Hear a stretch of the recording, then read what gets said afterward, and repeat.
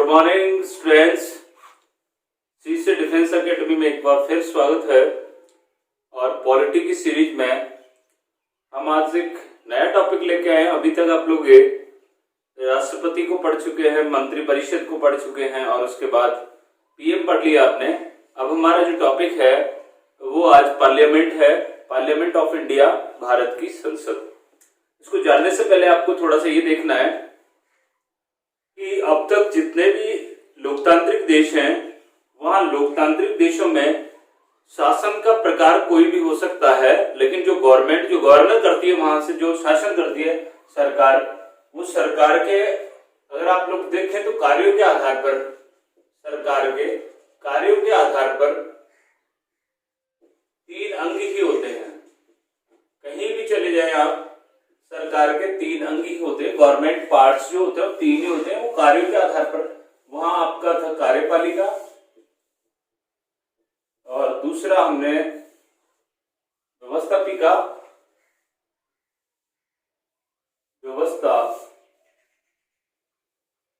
व्यवस्थापिका और थर्ड लेते हैं न्यायपालिका।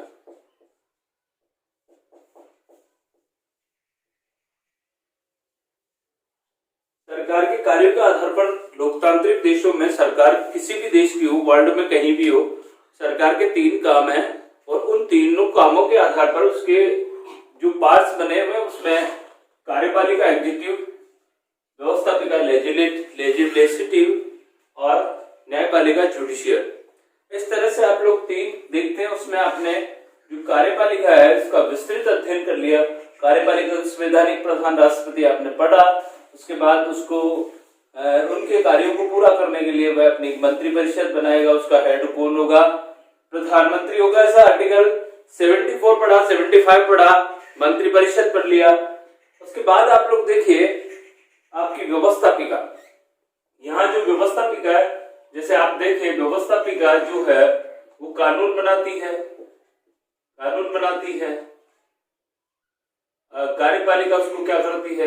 कानूनों को लागू करती है और ये क्या करती है? उसकी व्याख्या करती है। इसका मतलब ये जो व्यवस्थापिका है ये बड़ा ही काम का पार्ट है, या ये कह सकते हैं कि उसके बिना देश की जो शासन व्यवस्था वो नहीं चल सकती, क्योंकि कानून तो जरूरी है ना, लॉ एंड ऑर्डर बनाना जरूरी है। अगर कानून ही नहीं होगा तो देश कैसे चलेगा? तो आप लोग आज जो अध्ययन करने वाले हैं डियर स्टूडेंट्स, वो आपकी व्यवस्थापिका को आप लोग अलग अलग देशों में अलग अलग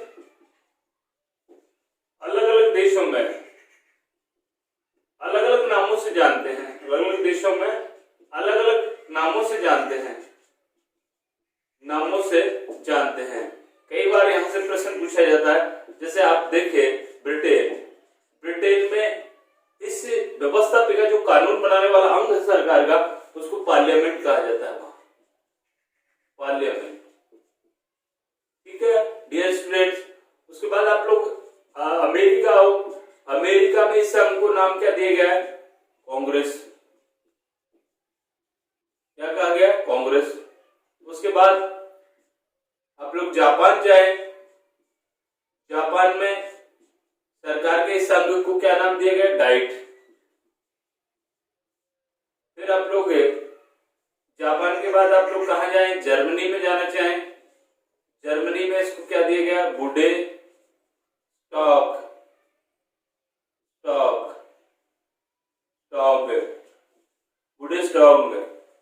और उसके बाद अगर आप लोग अफगानिस्तान जाएं, अफगानिस्तान में शुर्रा। और इसके अलावा इराक में मजलिस। इस तरह से अलग अलग देशों में सामान्यतः यहाँ से कई बार प्रश्न पूछा गया कि व्यवस्थापिका को ब्रिटेन में किस नाम से जाना जाता है? पार्लियामेंट के नाम से। अमेरिका में कांग्रेस से। वही अंग जो व्यवस्थापिका है उसके नाम है, काम वहां पे, क्योंकि वो तो लैंग्वेज अलग अलग है इसलिए उसके अनुसार उनके नाम है।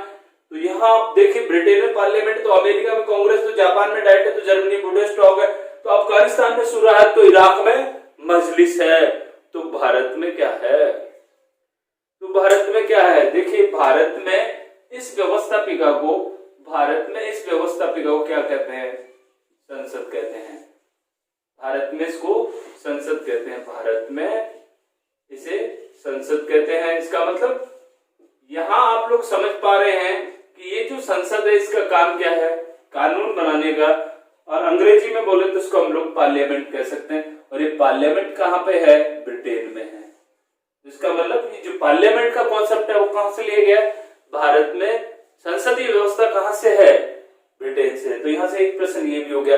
तो भारत में कानून बनाने वाली संस्था यानी व्यवस्थापिका जो है, विधानमंडल या जो आप लोग कहें जो कानून बनाने वाला अंग है, वो क्या कहलाता है? संसद कहलाता है। अब देखिए इस संसद को हम लोग कैसे समझे, इसका गठन कहाँ दिया गया है संविधान में, और कैसे हम लोग इसके पार्ट्स को पढ़ेंगे। तो सबसे पहले देखिए आपका एक आर्टिकल है 79, आर्टिकल 79। उस आर्टिकल 79 में अनुच्छेद 79 में लिखा हुआ है भारत की एक संसद होगी। कौन सा आर्टिकल? 79। और भारत की एक संसद होगी, और भारत की संसद के कितने अंग होंगे, कितने सदन होंगे? तो ये भारत की संसद है। तो भारत की संसद के 2 सदन होंगे, लोकसभा और राज्यसभा। लोकसभा और राज्यसभा। लोकसभा और राज्यसभा जो है वो इसके क्या है?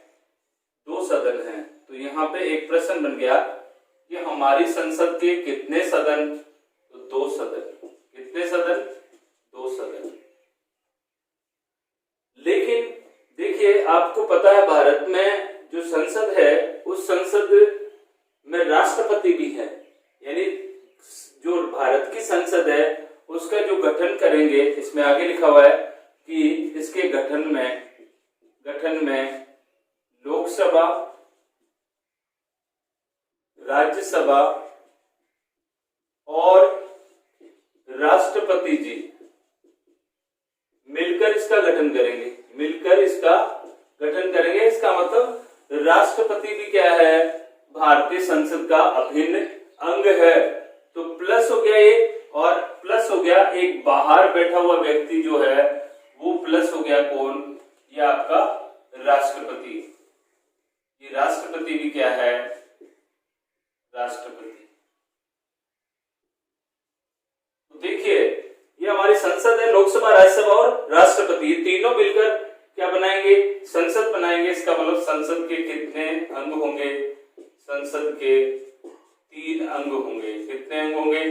3 अंग होंगे। और आपसे पूछे कौन कौन से? तो लोकसभा, राज्यसभा और राष्ट्रपति। अंग कितने? 3। और सदन कितने? 2। ये भी ध्यान रखें, लोकसभा और राज्यसभा 2 सदन है और 3 अंग हैं, लोकसभा, राज्यसभा और राष्ट्रपति। इसका मतलब राष्ट्रपति संसदीय व्यवस्था में संसद का अंग है। कैसे है देखिए आप लोग, इसको आपने पहले पढ़ लिया। राष्ट्रपति की जो विधायी शक्तियां पढ़ी थी हमने कि लोकसभा में कोई विधेयक पारित होकर राज्यसभा में जाएगा, राज्यसभा ने पहले पारित किया तो लोकसभा में जाएगा, दोनों सदनों ने उसे पारित कर दिया तो वो बिल राष्ट्रपति के पास जाएगा और राष्ट्रपति हस्ताक्षर करेगा। और वहां आपने आर्टिकल 111 में ये पढ़ा था कि राष्ट्रपति एक बार पुनर्विचार के लिए भेज सकता है, राष्ट्रपति हस्ताक्षर कर सकता है, राष्ट्रपति अपने पास रख सकता है। ये आपने पढ़ लिया था। तो राष्ट्रपति के बिना हस्ताक्षर कोई विधेयक कानून नहीं बन सकता। इसका मतलब वो काम जो संसद करती है उसमें राष्ट्रपति की भी भागीदारी है। अंतिम जो स्वीकृति वो किसकी है? राष्ट्रपति की। इसका मतलब राष्ट्रपति के बिना तो ये जो ढांचा है वो बन ही नहीं सकता। इसलिए संसद के कितने अंग? 3 अंग। ठीक है, समझ में आ गई होगी।